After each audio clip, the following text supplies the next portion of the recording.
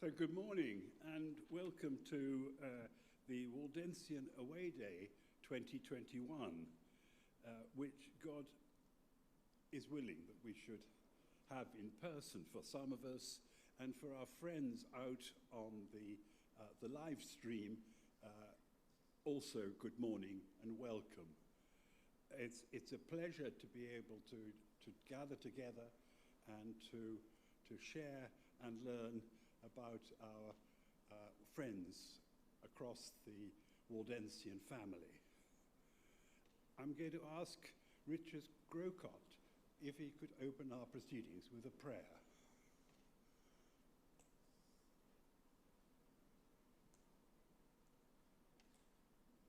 Thank you, Ian, and good morning, everyone, and welcome to this meeting. We just bow our heads for a moment as we come before the Lord. Heavenly Father, we ask that your Holy Spirit will rest upon us all as we gather from various parts of the country and as we live stream with people further afield. We seek a knowledge and understanding of your presence in the life of our churches, but particularly in the life of our Waldensian world. We pray that this morning's meeting may be inspiring, may be encouraging, may be enlightening, and we pray that we may leave this place knowing that we have met with good friends, but that we have met in your presence, and that you have guided and led and inspired us all. And I ask this prayer in the name of Jesus Christ, our Lord. Amen.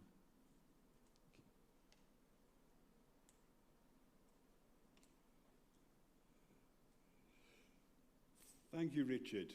And amongst our presentations this morning, we should be starting with meeting Kassim Conteh, who's temporarily disappeared. Oh, Kassim, sorry. You're too far to the right of my field of vision. The latest edition of the Waldensian Review has an interesting introduction, but we shall now hear from Kassim himself.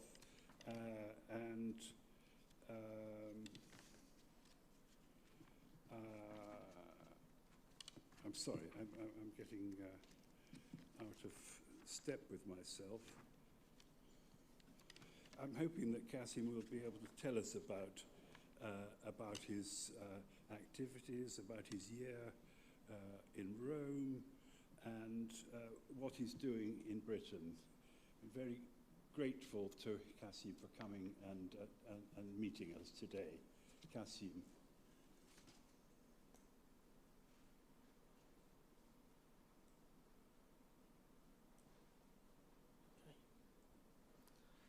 Well, hi everyone. Thanks for inviting me. Well, this is my first speech in public in English. And I hope I will be clear. Well, I'm a student from Italy. I'm from the Methodist Church in Milan, but I'm studying for the Waldensian Church of Italy, the Union of the Waldensian and Methodist Church.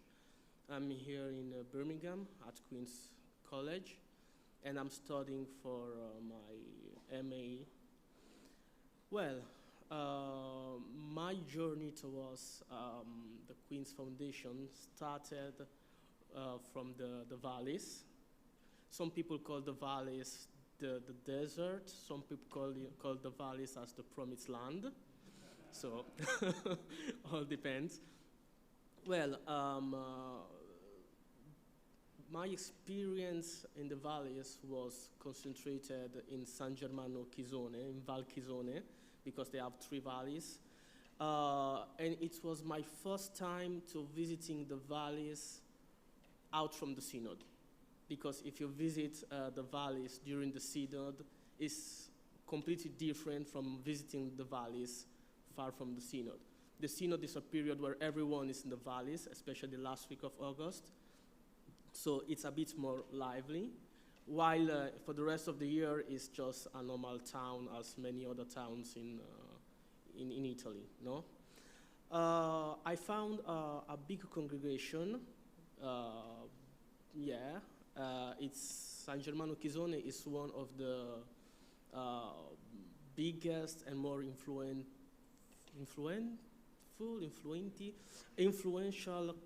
communities in Italy. The pastor was Ruggero Marchetti. I find it really helpful for my formation because it permits me not only to see a new reality because I'm Methodist and my community is the Methodist Church of Milan, but it permits me even to understand the history of the Valdesian, and moreover, it permits me to understand the meaning that the history of the Valdesians has. I visited the museum, I visited Val Agronia, where they have the church Nella Tana. It's like, how can I explain it? It's a church that was in the inside rocks and was useful for people to hide from persecution.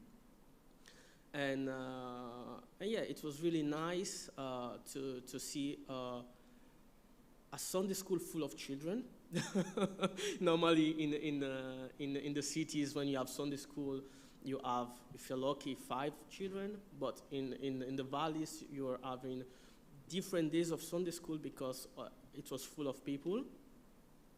After this experience, I started to study for my IELTS certificate because in that moment I was in the church, because when we decide to come abroad, it's not only the student that choose, but even the faculty has to help to select and see if there's disponibility, space, and economic finance. So when we selected Queen's Foundation, I started to study for my IELTS certificate. And that was the moment where my confidence in English language started to have problem. I started to have problem because I was born in Sierra Leone. It's an English colony, so we speak Creole. And it's almost an English dialect. So for me, it was always easy to speak English with English people. I never had problem. But when they said it's time to study for English certificates, I started noticing that the way I was creating words wasn't correctly the English they were requiring for having the certificate. So all my convincement started to pass away. And especially because of the COVID, the test, because I was in Milan, and Milan people try to be cool, and it's not always good to be cool, everything was with a computer. So when you have to read a long test without having the possibility to underline, that was really, really complicated for me. And another thing that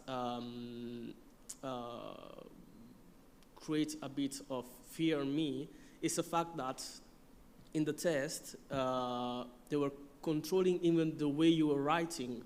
So even though you understood the word, but you write it and missing just a letter, it was a mistake.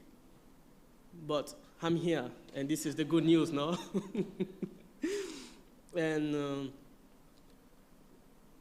when I passed the exam, I didn't come immediately because I did my exam the starting of January, but I had the possibility to following online some classes, and my first impact was, yeah, the professors are clear, but some students are not so clear, but they're all speaking English.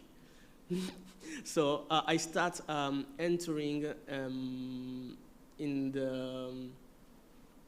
the reality of staying in England, even though I was in Italy, but starting realizing that some accents are not so accessible for someone that is from another place, no? But it's almost the same in Italy, no? Like I'm from Milan, but if I have to talk with someone from Naples, sometimes I have to say, wait a second, can you repeat? So it's just a different way of pronouncing the word, no? Like let's go out, let's go out. Out, okay. But by the time I realize that it's out, I've missed like other 5, 6 words, so. Yeah. Then one thing I appreciate in the lesson online is that there was a possibility of having materials before the lesson. So this was helping me to understand what we were going to talk about. And then we were having possibility of a discussion in groups, just to have a sharing and even learn from each other. In Italy, in our faculty, we are not many students, so if they divide us in group, we have only one group, or if we're lucky, 2 groups. So, yeah. Then, after this experience of lessons online, while I was following, I started applying for the visa. So as soon as I received the visa, because the situation of the COVID in April was not so comfortable, especially in Milan, because we were always between yellow, orange, red. What some friends suggest me, it was try to go in England as soon as possible, because if they put Italy in a red list, you have to stay in quarantine in a hotel, and it will cost you a lot. So what I did, it was program myself in 3-4 days to live like, it was just like a refugee living in his country because there was a war, no? So I had to program myself, okay, I need to see what I need, prepare my things, greet the essential people, and go away. So this is what I did. So I didn't even realize that I was living in Italy because it was so narrow, yeah? The time was so close that I didn't even realize what was going on. So I just tried just to leave and come in England. And when I come in England, I didn't even realize immediately where I was because it was just another environment, no? Starting to learn another way of being. I was isolated. This was part of the program. I was isolated for 10 days. And in this isolation, step by step, I start realizing what was happening around me and even having some funny impact. I will not say positive or negative because it's all part of the experience, but funny impact. The first funny impact, it was taking an apple and tasting the apple. And it's like, strange. Then knowing that I did the COVID test before coming, I was comfortable that it wasn't COVID. But I start realizing that the food in England has another taste. Completely another taste from Italy. Not bad, not good. It's just different. Now I'm used with it, so it's okay. But it was really different for me, the beginnings, trying to eat like a carrot or a potato. It's different. Another thing that surprised me was the weather. But I think this is not something that surprised people. You know, when you're in Italy and you hear people saying, oh, in England, the weather, all this stuff, you're like, yeah, okay. But when you're in England and you notice the weather, it's really different. I arrived end of April, and in Italy, it's already the beginning of good weather. I was in isolation, and I wake up in the morning, and there was the sun. I went to the toilet to prepare myself, everything. I came out, and it starts raining. Okay, it can happen, no? Then I went to have breakfast and to read some things. When I look outside, it was snowing. What? Yeah. Even now, I confess that I'm not still used because sometimes I'm maybe too optimist. Like today, this morning, when I came outside, there was a good weather. I said, yeah, I don't need umbrella. Then I arrived here, it was raining, no? So it's always like, I still have to learn. No. But apart of that, I find my colleagues very welcoming when I arrive. very disponible. This is something that characterizes English people. No, they are very gentle when you ask them something. In Italy, sometimes, like when you ask something, we are more, maybe we do it, but we communicate immediately that this is a bit. But English people, especially when I was in quarantine and I asked them if they can do shopping for me, they were always welcoming, and this was something that was very, very positive. And when the quarantine finished, one thing that I was afraid about was walking outside alone, because in Italy it's everything in the right side, no? And I come from studies in Rome, and people that have been in Rome know how people in Rome drive. It's almost similar with people in Birmingham, but it's a different mentality. Both of them drive bad, but it's a different mentality. What I noticed that in Birmingham, and even in England, but especially in Birmingham, they don't have many zebras. When there's a zebra, they stop. In Italy, especially in Rome, we have a lot of zebras, but it's not a law, it's a suggestion. You can cross everywhere you want in Rome. So that's the thing that I was afraid, because in Rome, when you want to cross, or you're in a zebra or not, it's not important. You have to look, have high contact with the driver, and they will stop, and you pass. While in Birmingham, the beginning I was trying to pass, looking at the drivers, but they will not stop. And most of the time, other people have to stop me. What are you doing? And I'm like, oh, sorry. And even sometimes the roundabout, because in England they drive on the left, even the roundabout is taken in a different way. So sometimes when I see a car coming, I say, oh yes, it's going the other way. I try to cross, but no, they're taking the short way. And many times I find myself in a funny situation, no? But through God's grace, I'm still here, so yeah. One thing I really appreciate about Birmingham, and this is fact of the presence of a large number of other ethnicities, other people from other places, is that I always felt part of the context. I never had problem going around, never see someone. When I was in the valleys, it's impossible not noticing that people realize that you are not part of the valleys, especially for me. But in Birmingham, it was really comfortable. And sometimes when they talk to me, I have to just say, wait a second, I'm from Italy and I don't understand. And it's difficult to understand people from Birmingham. Still now, I don't understand. Last week, I went to buy something, and they were asking me a question, and I was like Mr. Bean, looking at them and saying, and just like question like, how do you want the coffee? Regular, medium, large? And I'm like, but because the way they talk is so different from mine that I don't pick, and especially when you have the mask, it's really complicated sometimes, no? But I'm confident that I will get better, I hope. It's part of the experience. No, and it's even nice to have a variety of food. You have a lot of options, all type of food, Indian, Mexican, Italian. For the Italian, I prefer to cook my own because I think I know better some recipe, because sometimes when I stop and watch the recipe, it's a bit funny for me. But yeah, I think probably to be the same when in Italy we try to cook other people's food, no?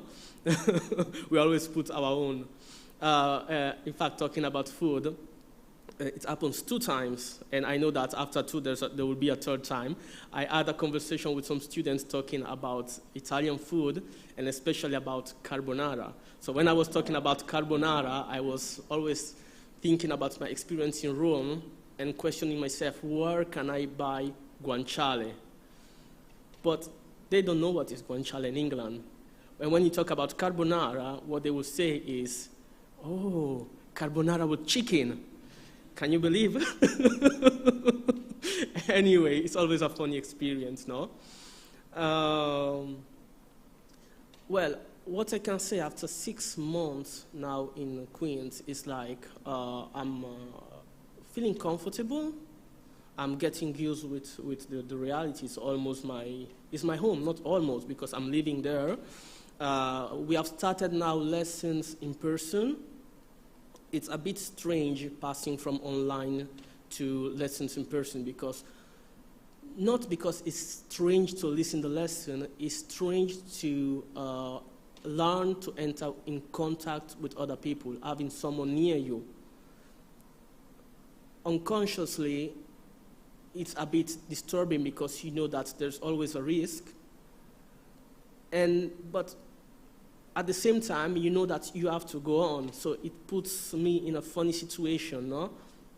But we have to go on. This is the point. But it's really nice to return together to have lessons in person, have possibility to even see maybe I'm talking as an Italian, or see the corporal movement of the others, how they talk, how they move, even to show your own way of communication with people.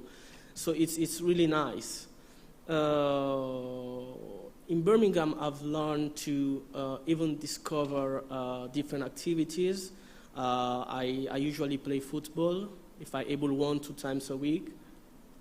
In fact, the first time I went to play football, I understand that I wasn't in Italy because it was the first time outside from my own original country, Sierra Leone, that I hear another person with my same name. I was playing, at a certain point I hear Kassim, and when I turn out behind, it wasn't me, it was another. I was like, oh, this can happen around. It was really nice.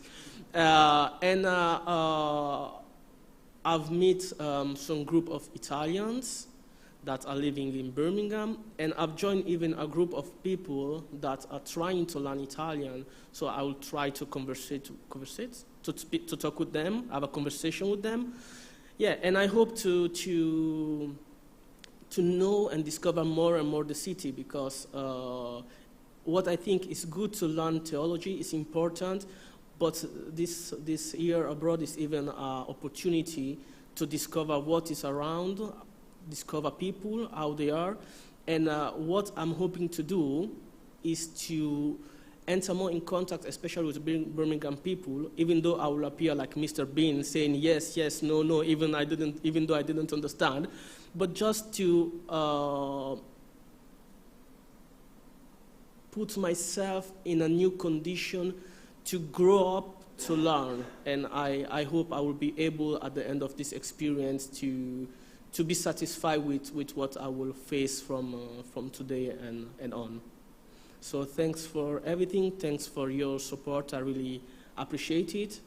And if there's any opportunity, if you need me, I'm here. I'm happy to make new experience. I'm happy to give what I can give. And if you want to be in contact, I'm here till August, of course. Okay, thanks a lot.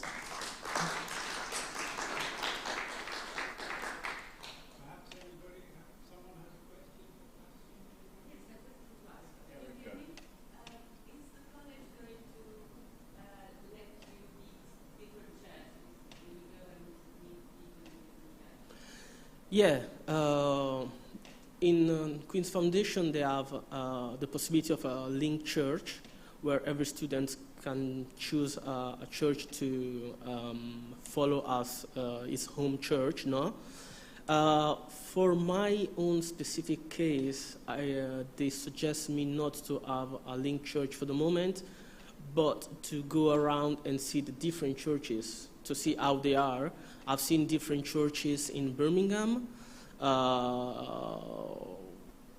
different way of being, and well, they are different from our churches in Italy. Different way of presenting their liturgies, different way of presenting the sermons. In Italy, we are more academical in the sermon. We try to be we try to be long. We try to explain everything. In England, people are more pragmatical. It's more in situation. It's not about details, but it's about making you understand what you need to understand. You don't need to understand everything. You need to understand what is useful for you. while in Italy we try to be really academical. Yeah. So, yeah. Yes.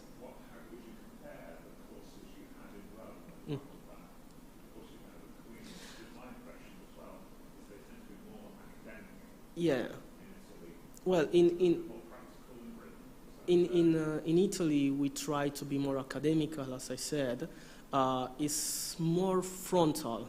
It's the professor trying to tell you everything he can tell you about that material, about that subject, and if you have any question, you can ask. While in England is, at least in Queen's, I can talk in general because I'm talking about my experience in Queen's, it's more about academical, but even practical.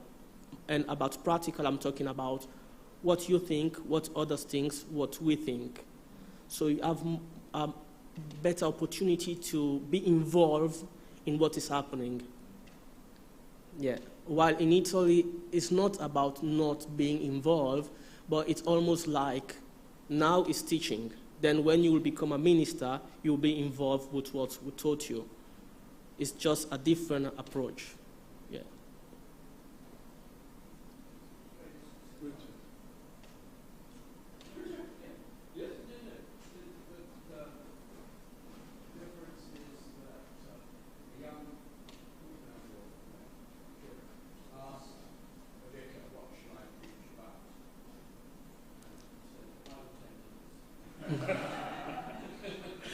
Well, one of my problems I had starting studying theology is because I'm too brief when I preach. So I had to learn to be... I grew up as a Methodist, and the way of preaching of Methodists is a bit different from the Valdesian reality, you know? Even though after years of working together, Methodists and Valdesian ministers are starting to be a bit more similar, but the Methodists tend to be more pragmatical. Let's say, I can use simple words that don't belong to me, but I hear from others. The Valdesian preaching is made more to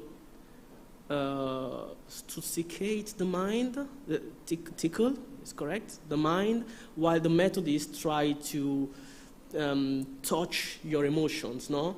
So try to be in another level, yeah, touching the heart, no? And I had to learn to use both of them, to put some head, but some love at the same time, no? Yeah, and it's not easy when you are preaching because the first important thing is to know who you are talking to. Because if you are talking to professors, then it's better to use another approach. If you are talking to normal people, it depends. What I always try to do is to test myself preaching on what they gave me for that Sunday.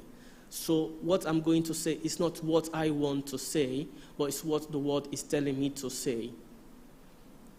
And then I have to be conscious that the message I'm preaching about, it can pass, it can't pass, depends. That's why the most important thing is not to concentrate your service in the preaching, but it's to connect everything together. So if the message doesn't arrive through the preaching, may arrive through hymns, through prayers, or maybe through smiling. Yeah. Rachel.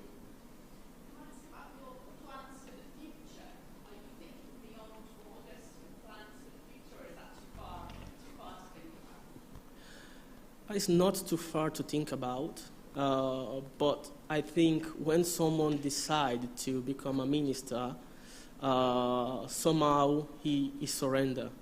So it's not anymore about planning or thinking because, you know, I have a lot of wishes, no? Even Proverbs say that, no? The heart of the man always have a lot of wishes, desire, we project a lot of things, but at the end is the Lord that guide our way, no?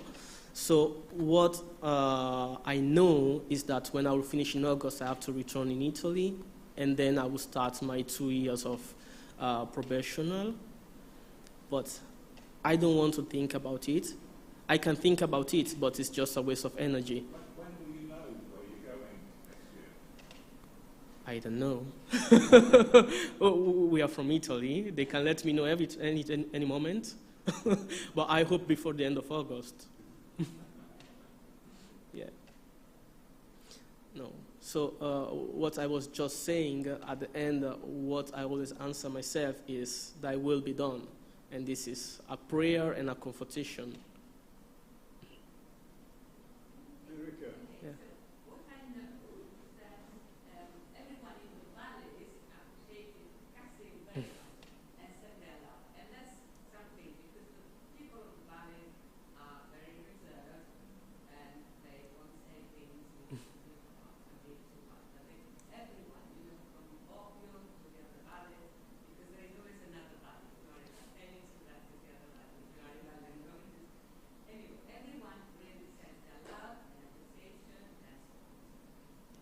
Thanks.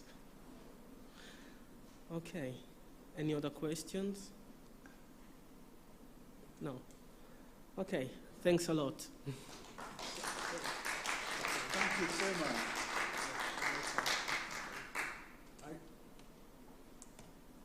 I think we can see now that the committee was very fortunate in identifying Kassim as a candidate for our funding. This is the primary area of activity of our committee, is to fund students to come and to England as part of their year abroad. And I think we have evidence of a marvelous person who responds to lots of different situations and will hopefully be recognized by the church authorities and get the advancement into ministry that he's so ready to provide, I think.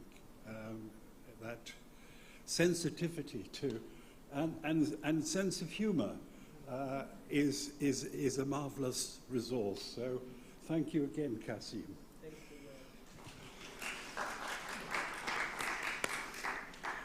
Now, Reverend Richard Grocott will talk to us about his engagement with the Synod amongst other things. Excellent. We shall have a roundup from Richard of various activities. Thank you.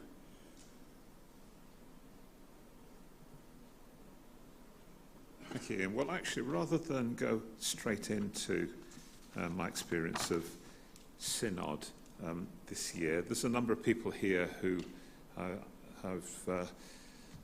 meeting for the first time, and I'm sure particularly on the video stream, who don't know me terribly well. So my name is Richard Grocott. I'm a Methodist minister. I'm currently the superintendent of the Blackheath and Crystal Palace circuit in South London. I currently have a probationer with me in my circuit, whose name is Craig Gaffney, and he was a colleague with Kassim last year. So we have a little bit of overlap there, and Craig sends his greetings to you, Kassim, and he's doing really well in our circuit. And I must applaud you on your bravery in standing here. Was that really the first time you've spoken to a group in English? That's a tremendous achievement. I remember the first time I had to speak in Italian. It was whilst we were living in Rome, and we decided to go on holiday to one of the Waldensian homes on the island of Elba at Rio Marino. Maybe some of you have been there. So we rang up and tried to make a reservation, and they told me, "Oh, you're a pastore, are you? Okay, well, we give you a reduction because you're a pastore." That's great. Okay, and we've also got a church, and we're a bit short of preachers as well. And if you would be willing to preach for us, we'll give you a super sconto. So my wife said, "You're doing it." And that was my first experience of preaching. But let me just take you a little bit further back in time. So I felt a sense of calling to the ministry in the city of Birmingham. Actually, I was a student at Aston University in Birmingham, and I thought of offering immediately for the ministry. But I was encouraged by a tutor at Queen's College to do something else. John Taylor, I don't know if you've heard that name. He had a big influence on me. And so immediately after I graduated, I offered for what was then called MCOD, the Methodist Church Overseas Division. And they said they were looking to recruit young people to go and work in the Far East for a couple of years. So I went through their interview process, and they sent me to Japan. And I worked in Tokyo for 2 years in a Christian boys' high school. And I had a wonderful 2-year experience as what they called a missionary associate teacher. And I candidated for the ministry during that period. And I came back to Britain, and I went to Wesley College, Bristol, which sadly is now closed, where I studied for the ministry for 4 years. Met Carol, and we were married during that time. And I went and did my first probationer's appointment in North Staffordshire. And during that time, I was ordained at the 91 conference, and then decided we would offer again for overseas work, thinking that they might send us back to Japan because I'd learned to speak some of the language and I had some orientation with the culture. But when we got to the interviews, they said to Carol and I, well, we'd be very happy to take you on, but we can't send you to Japan. We're really sorry, but we just don't have the funds and we don't have the contacts out there. But we're wondering whether you might consider another appointment with us. And we said, okay, where are you thinking? They said, well, we really need to send a minister to Rome. And Rome? I didn't even know there were Methodists in Rome. So we said, okay, well, we'll go out and meet people. And the church was the English language Methodist church at Ponte Sant'Angelo, which many of you know, and Tim, who's probably watching us, was more recently the minister. And we agreed to go out, and I began my ministry there in the autumn of '93. John, our son, was just born a couple of months before we came out, so he came out as literally a newborn babe in arms. And we spent 5 wonderful, enriching years ministering to the English language community at Ponte Sant'Angelo, a very mixed and varied community.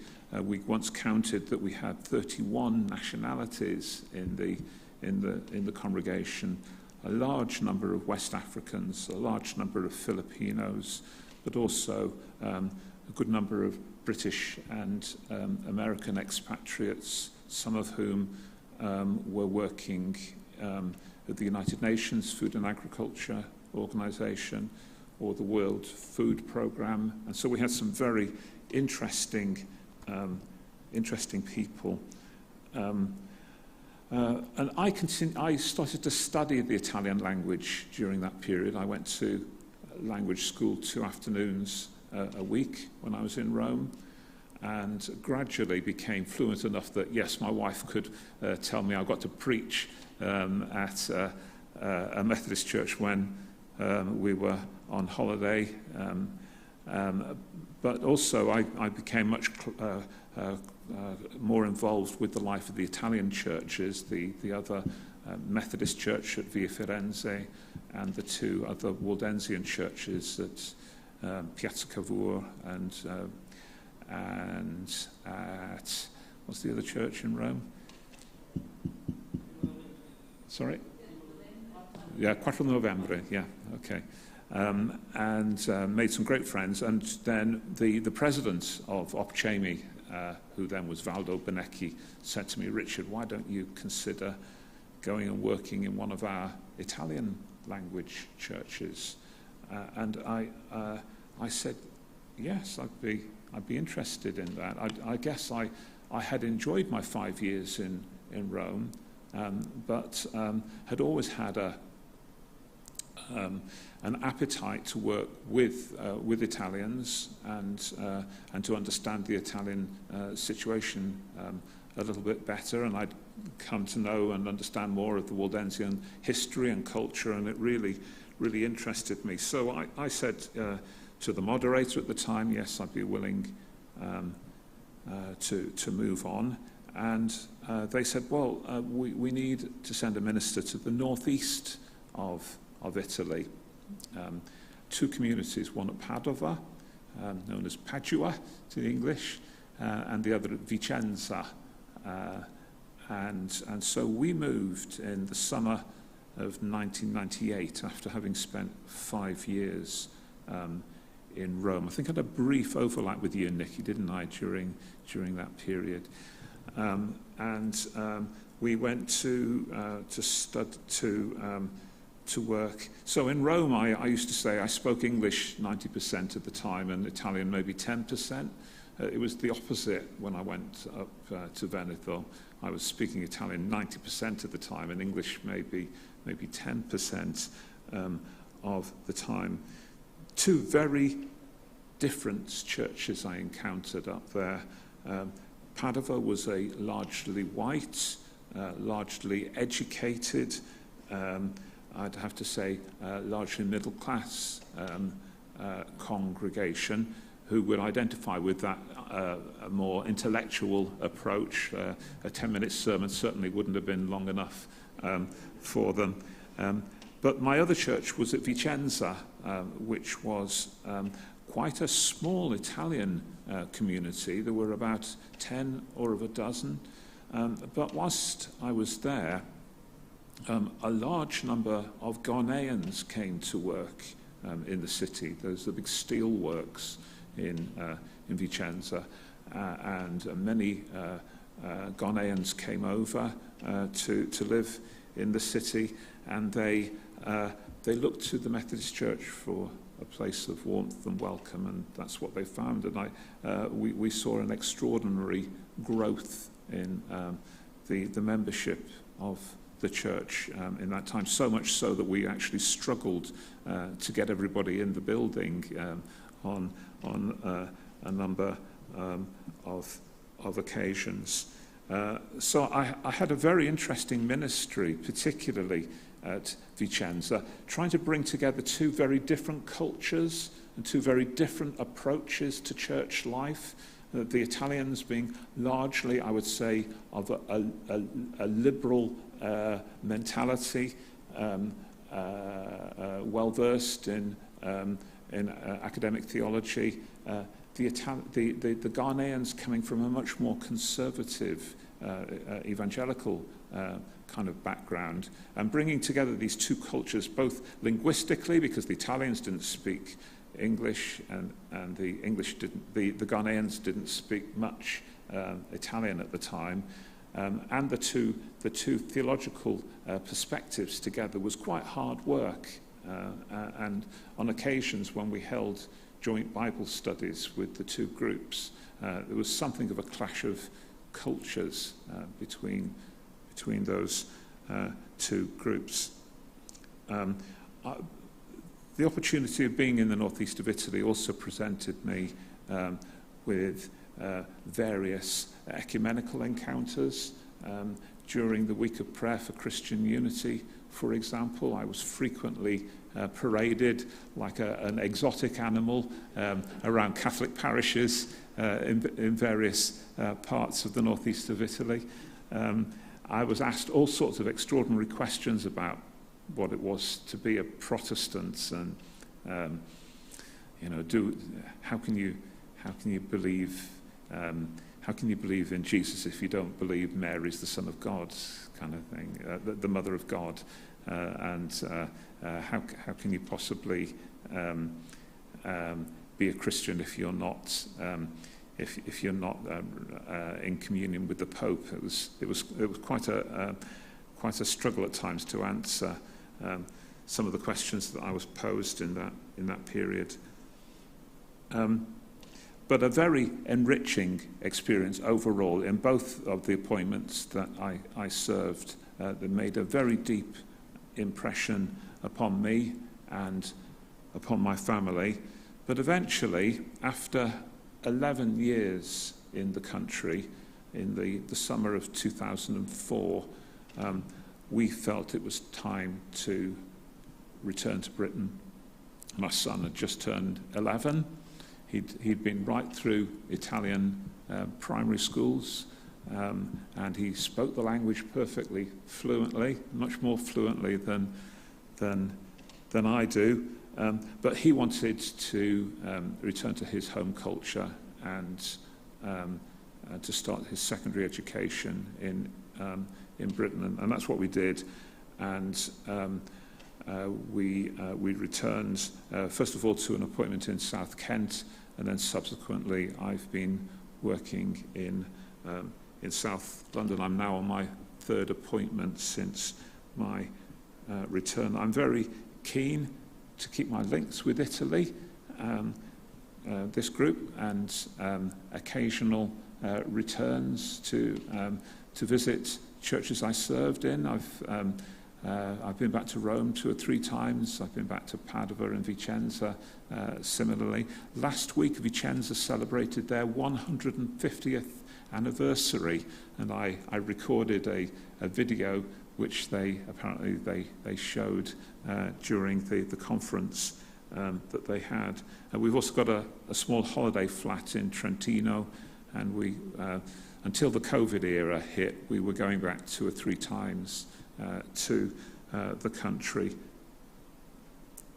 So let's get on to Synod, shall we, which I guess is what you've asked me to come and talk about. I'm regularly asked to return to Italy to represent the British Methodist Conference, because we are actually in a unique position, British Methodists, when it comes to the Italian Synod.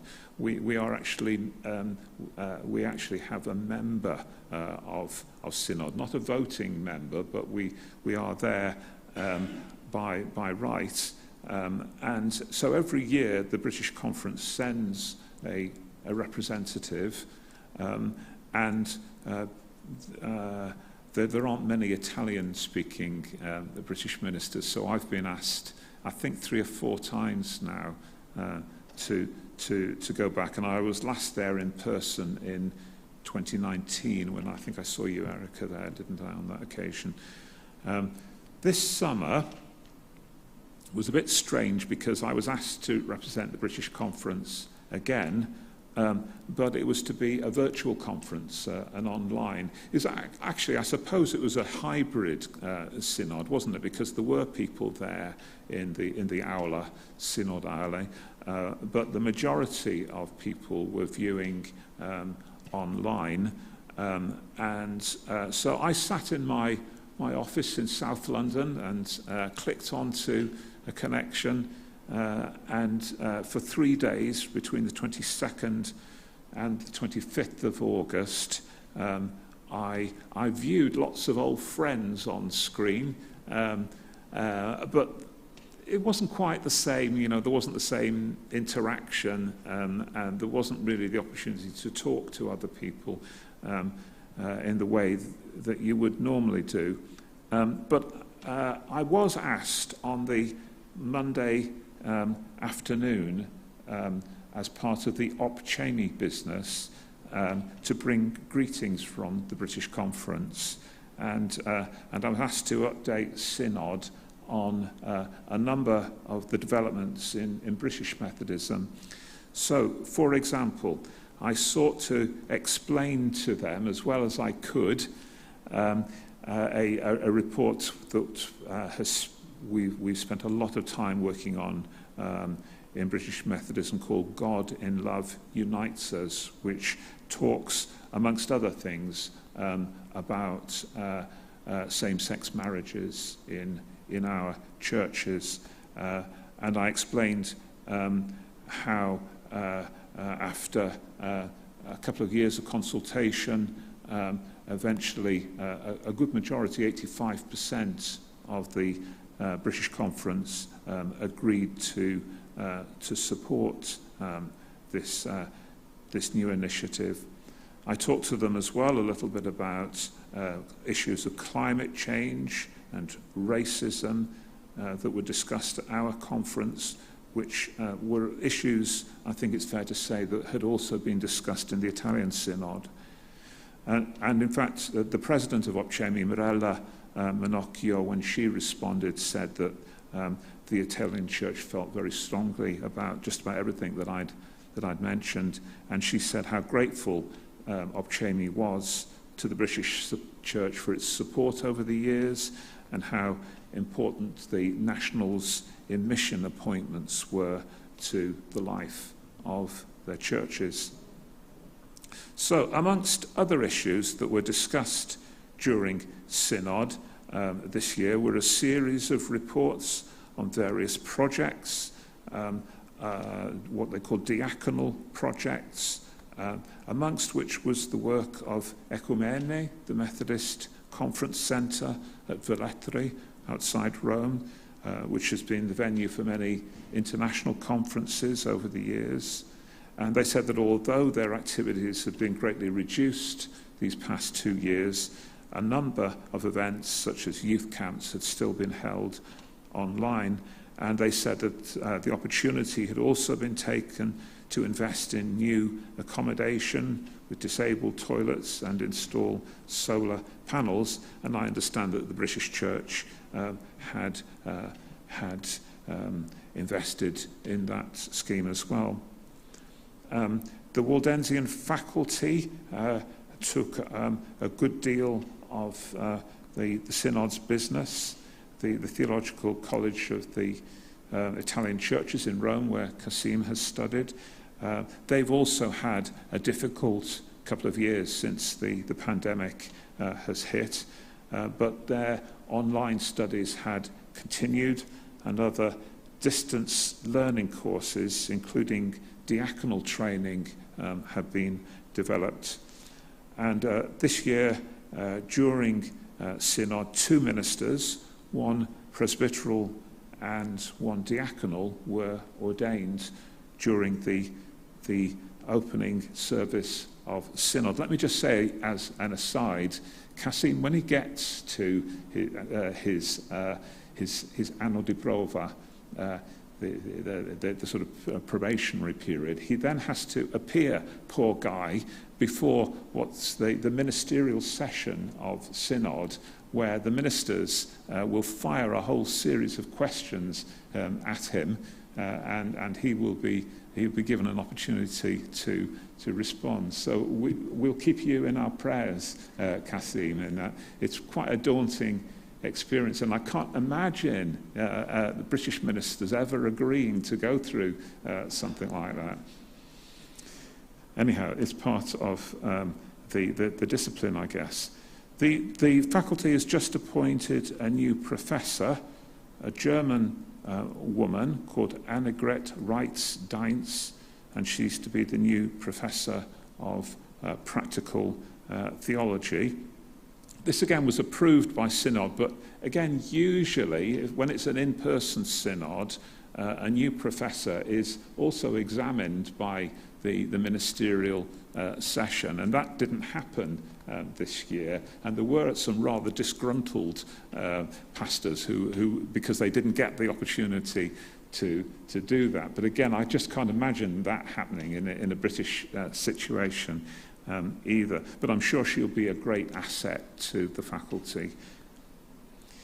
Multicultural ministry was also discussed during the Italian Synod under the heading Essere Chiese Insieme, which I guess literally means to be a church together. It's a program that's been running ever since I was in the country, and the purpose of the program is to encourage Italian churches to welcome and to integrate immigrants, but also Italians of African heritage, particularly West Africans.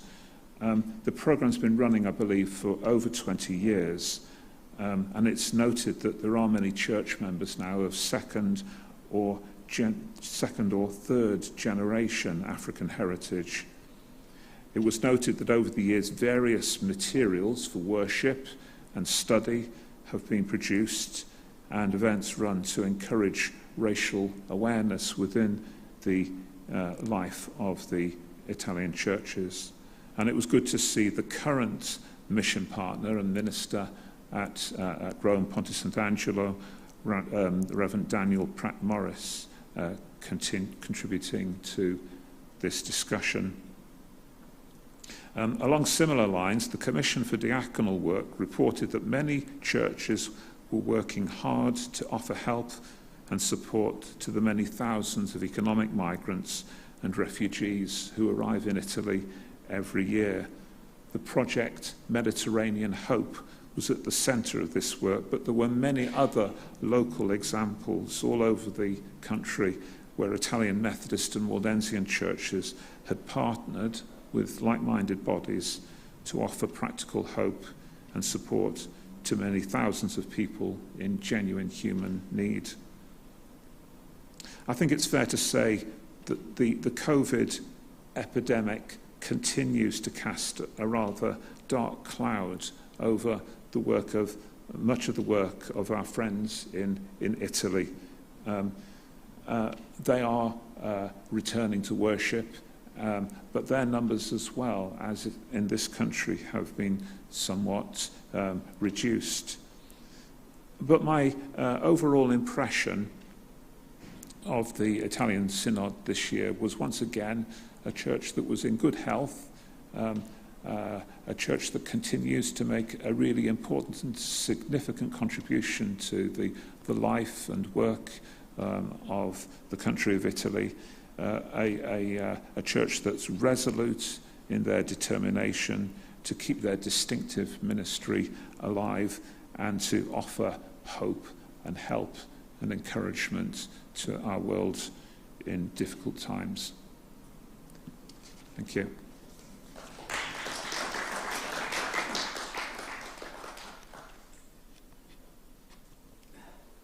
you have any questions? Mickey? You mentioned quite a lot of times Opchemi. Yes. Oh, sorry. Okay.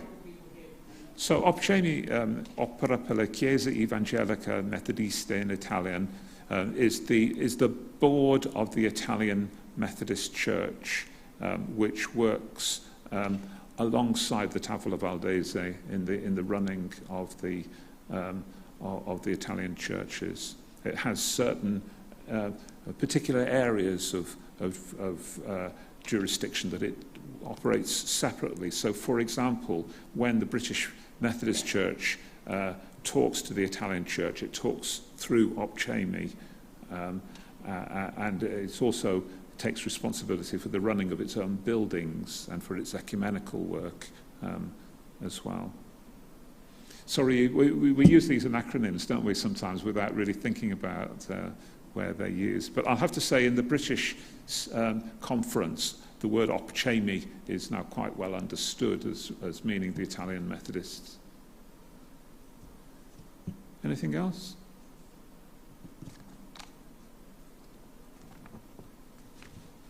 Thank you so much, Richard. Okay. That was much more than I had expected, and a really another life story, and how the calling from God can take all sorts of different ways and paths. So thank you. Maybe let me just leave you with one other reflection before I stand down, which is people have also sometimes asked me, what effect, how has the time you spent in Italy affected your ministry today? And I have to say, it has had quite a profound influence. I think being living and working in a minority community, which is what we are in Italy, isn't it? A very small, Protestants are a very small and very misunderstood minority. The kind of questions that I said I was asked during the week of prayer were very typical of the kind of questions that Protestants are regularly asked and misunderstood in Italy. It has helped me and informed me in my ministry as I've come back to Britain, particularly as I've been working latterly with churches that have a very, very high BAME community membership. I have many Caribbean and West Africans in my churches, and I can identify very much with the kind of misunderstandings and the kind of even hostility at times that they have experienced, having worked myself as a foreigner and in a minority in Italy. And I suppose there is a sense today in which all of us believers are a minority in this country, aren't we? We're very much a small percentage of the wider congregation, and I think it encourages even further to understand and respect the ministry of our friends in Italy. Thank you. Thank you.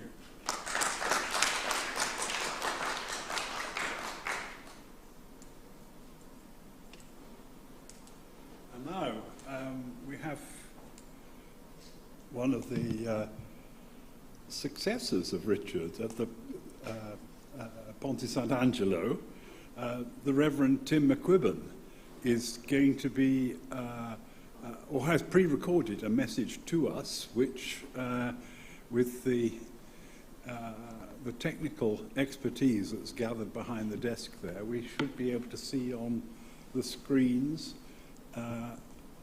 either side of us. So Tim is a good friend, has been on the committee of the Waldensian Church Missions, and continues to represent an ongoing tie between Methodist and Italian Waldensian churches. So I'm looking forward very much to hearing what Tim has to say to us.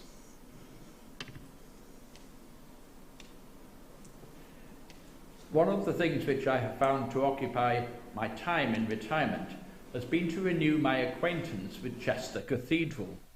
Over 60 years ago, I went to the King's School, then moved from its cramped quarters in the cathedral, where it had been since its foundation in 1547, and relocated in splendid new premises opened by the Queen Mother just before I arrived in 1960. Strangely enough, a decade later, I was able to see her opening new buildings, this time the Rank Building at Wesley House on Jesus Lane, Cambridge, as I looked out from my digs at number 36. Like the cherry tree that they had lost in the rebuilding, she was dressed in shocking pink. But back to Chester Cathedral. I decided to volunteer as an honorary chaplain, part of the welcoming team, to greet the hundreds of visitors who normally flock to this wondrous abbey church of over 900 years old, which became a cathedral in the Reformation. My school then, nearby, was a product of Henry VIII's despoiling of the monasteries, a school formed for 24 poor boys. 400 or so years later, I entered the school on a free place in a then direct grant school, now independent, and was grateful for this minor reparation for the terrible destruction of much of the medieval fabric of English Christianity. Being a chaplain at the cathedral involves what one person at college once called, in those pre-safeguarding days, loitering with intent. That is, hanging around, looking as if you might want to chat to someone if they felt the need to ask a question or make a comment on anything from "How old is this church?" to "Can you bless my rings, Father?" It's something my ecumenical and aesthetic experience in Rome has qualified me well for. Having been a prison chaplain and in higher education too, it is now good to be able to relate to a wider cross-section of the British and international society. I remember Anthony Zerker of the BBC correspondent in the USA coming in at the time of our last general election. I had a fascinating discussion on the relative state of British and American politics. But these are diversions.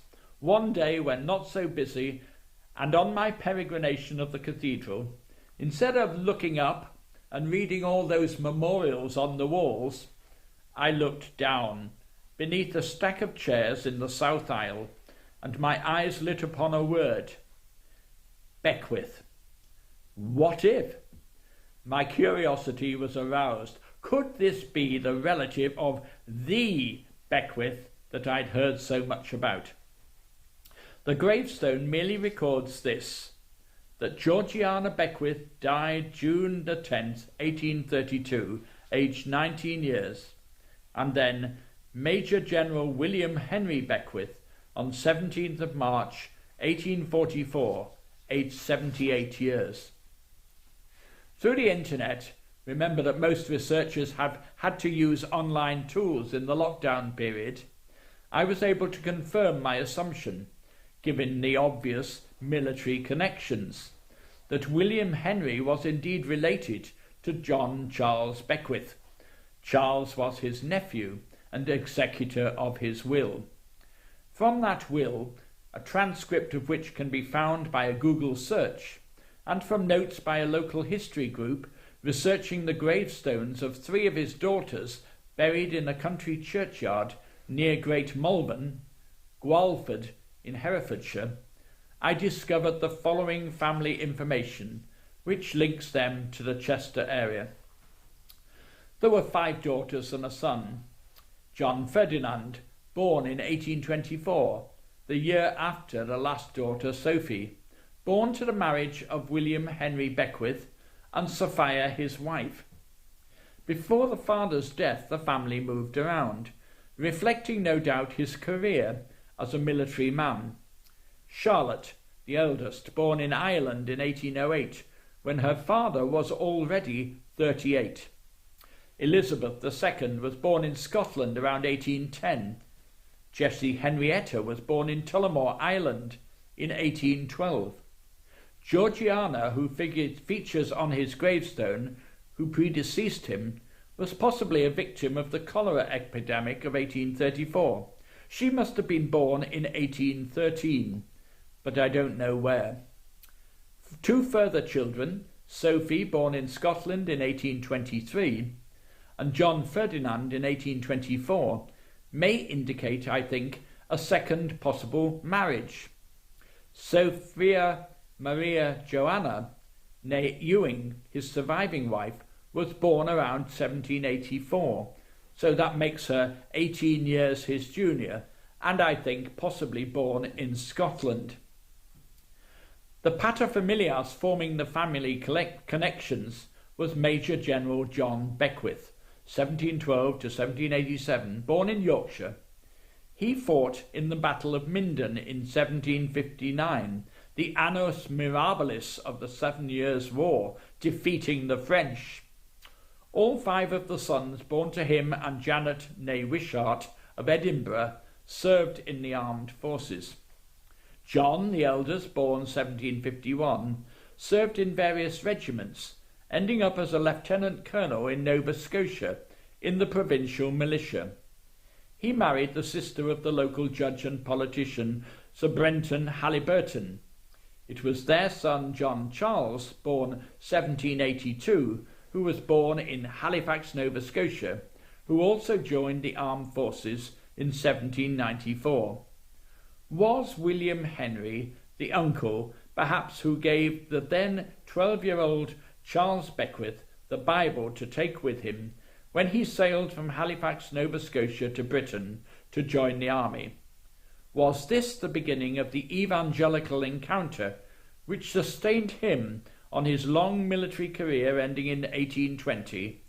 having by then lost his leg heroically in the Battle of Waterloo. The other brothers, too, had distinguished military careers. Sir George, born 1752, was a general in the American War of Independence and the Peninsular War. He ended up being governor of Bermuda, St. Vincent, and Barbados. He is interred in Marylebone, died 1823, and if it is the old churchyard of the parish church, then he might lie close to Charles Wesley. I must look the next time I'm at Methodist Church House. His younger brother, Ferdinand Amelia Fairfax Beckwith, born 1764, was a brigadier general, also interred in Marylebone. He died in 1805. Next was Sir Thomas Sidney Beckwith, who served in the British Army in India, Ceylon, and in Europe and the Americas, as Assistant Quartermaster General in Canada, and moving latterly as Commander-in-Chief in Bombay in 1829. He died there 2 years later of the fever. And so we come to William Henry Beckwith, born 1776, who we know only to have been born in foreign parts. We would have to delve deeper into his father's military service to see where the family might have been stationed that year. We know that he served in campaigns in the Caribbean and in the European theatres of war, including Ireland. Remember Vinegar Hill? By the time of writing his first will in 1838, presumably now retired from military service, he was living in Cheshire, with a townhouse in the Abbey Square in the shadow of Chester Cathedral, but also living in Great Neston, 10 miles away, in the Wirral, in 1841. Very close to Park Gate, the place of disembarkation still for Ireland. He left in his will the Abbey Square house, with all its goods and furniture, to his wife Sophie, and £200 of stock. To his dear nephew, Lieutenant Charles Beckwith, £100 of stock, and to his other two executives, £50 each. Charles and the family solicitor were to hold monies on trust for his wife, amounting to about £12,000, and for his children, about £9,000, to be divided 5 ways. There was a separate bequest for his eldest daughter Charlotte, who was by then married to an Anglican clergyman. What caught my eye was the final clauses about his son John Ferdinand, who was, I quote, recommended to the watchful care of Charles Beckwith and Philip Graves, the family solicitor, and the attention of his cousins Charles and Henry Ferdinand, of whom I hear well, to look after him, and left to the mercy and protection of our great and kind Lord and Master, Jesus Christ, for then he will never want a friend. By the time of the codicil of 1841, Charles is now a colonel. Much remains to be researched when I can get to London and Cambridge and find the time to do further research. But I hope that the work done on Charles's uncle, William Henry, reveals the military networks of which he was so deeply a part, and the deep Christian faith which may have led him to send the Bible to the young Charles, and to entrust his own son to his tender care after his decease. And just look what a mighty work God had in store for that great man to help the Waldensians.